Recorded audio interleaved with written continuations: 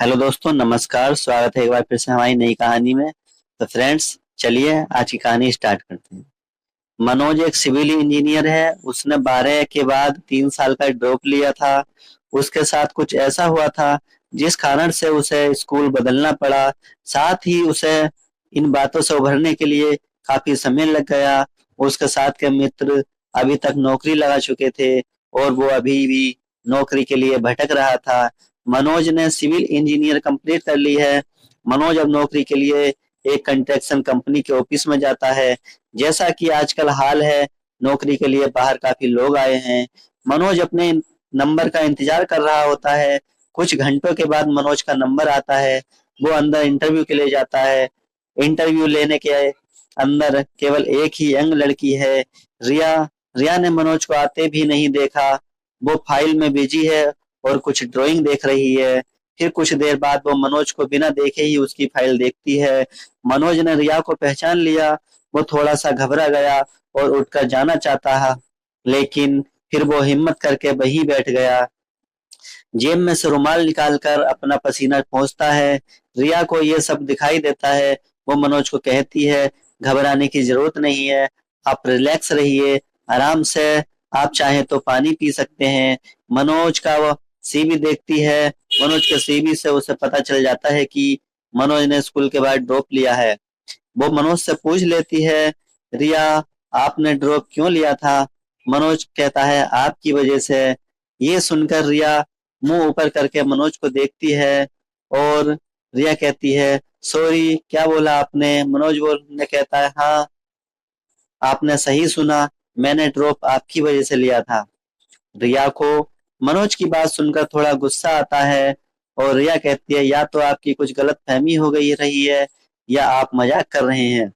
मनोज मुस्कुराते हुए, नहीं, मुझे कोई गलत फहमी नहीं हुई है। मैं अपनी लाइफ में पीछे सिर्फ आपके कारण ही रहा हूँ।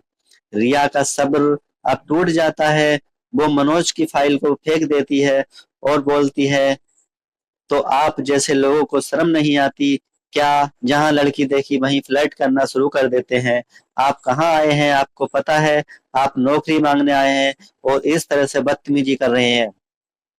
मनोज कहता है, तुम्हारा कसूर नहीं है। उस घटना के बाद मेरा चेहरा पूरा बदल गया है।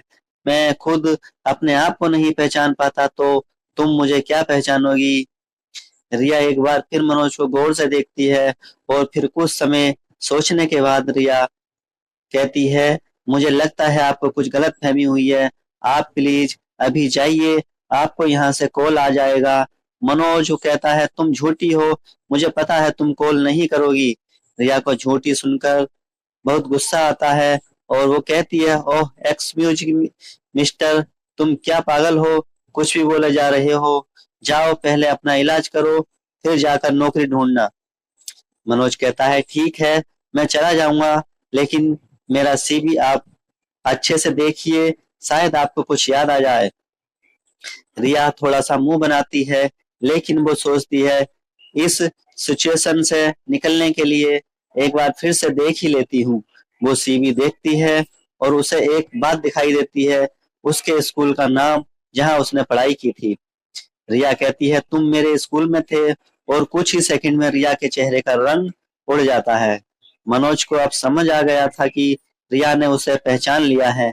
मनोज कहता है, तुम्हें पता है मेरे साथ क्या हुआ था? रिया कहती है, नहीं, मुझे कुछ नहीं पता।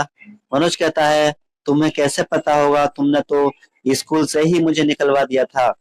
रिया कहती है, मैं बच्ची थी, डर गई थी। मनोज कहता है, बच्चा तो मैं भी था, ये तुम्हारे समझ में क्यों नहीं आया? रिया के पास इन बातों का कोई जवाब नहीं था। मनोज कहता है, और बच्ची थी, तुमने झूठ बोला, क्लास के सबसे सीधे और चुप रहने वाले लड़के को अपने स्वार्थ के लिए तुमने फंसा दिया। रिया अब सिर झुकाकर सिर्फ उसकी बातें सुन रही थी। मनोज कहता है, मुझे उस साल एग्जाम नहीं देने दिया गया था। क्यों? क्योंकि तुमने मुझे फंसा दिया था। रिया कहती है, सॉरी, मुझे नहीं पता था कि आप इतनी बात इतनी बढ़ जाएगी। मुझे लगा था वो सिर्फ वार्निंग देकर तुम्हें वापस क्लास में भेज देंगे, लेकिन तुम भी उनसे बहस कर रहे थे। सॉरी बोल देते तो वो शायद तुम्हें छोड़ देते। मनोज कहता है, गलती तुम्हारी थी और सॉरी मैं क्यों बोलता। तुम भी उस समय बोल सकती थी कि तुम्हें वो लेटर मैंने नहीं बल्कि कबीर ने लिखा था। रिया कहती है मुझे उस समय कुछ समझ नहीं आया। और मनोज कहता है कबीर का नाम तुमने नहीं लिया क्योंकि तुम नहीं चाहती थी कि उसे कुछ भी हो। तुम उसे पसंद करती थी, लेकिन मेरा सारी क्लास में तुमने मेरा नाम क्यों लिया। यह कहती है मेरे मुंह पर उस समय और कुछ नाम नहीं आया। वो लेटर पढ़ते हुए मुझे प्रिंसिपल ने देख लिया था। मैं भी कबीर को पसंद करती थी। मुझे लगा वो मेरे पापा को बुलाएंगे, इसलिए मैंने तुम्हारा नाम लिया कि तुम मुझे परेशान कर रहे हो और बात खत्म हो जाए।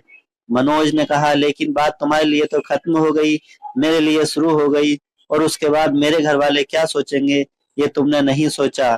तुम तो निकल गई, मुझे स्कूल से निकलना पड़ा। रिया कहती है मैं बुरी नहीं हूँ, उस समय मैं कुछ समझ नहीं पाई, आखिरी में ना समझ ही तो थी।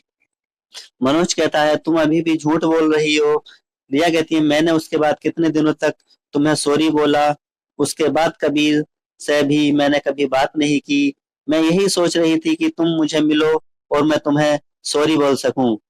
मैं तुम्हारे लिए कुछ कर सकती हूँ, प्लीज चाहो तो ये नौकरी ले लो। मनोज कहता है ओ प्लीज आप रहने दो, जहां तुम नौकरी दे रही हो वहां कुछ ना कुछ झूठ तो होगा ही। रिया कहती है ऐसा नहीं है, वो सिर्फ एक गलती थी। मनोज अपनी फाइल उठाकर दरवाजे की तरफ जाने लगता है, फिर एक बार पलट कर रिया को देख कर बोलता है हो सके तो अब अपनी गलती की सजा किसी दूसरे को मत देना। रिया मनोज की बात सुनकर अपनी चेयर पर आंख बंद करके बैठ जाती है। तो दोस्तों कैसी लगी ये कहानी कमेंट करके जरूर बताएं, और जरा सी भी अच्छी लगी हो तो चैनल को सब्सक्राइब जरूर करें ताकि मेरा हौसला बढ़ता रहे। जय हिंद, जय भारत।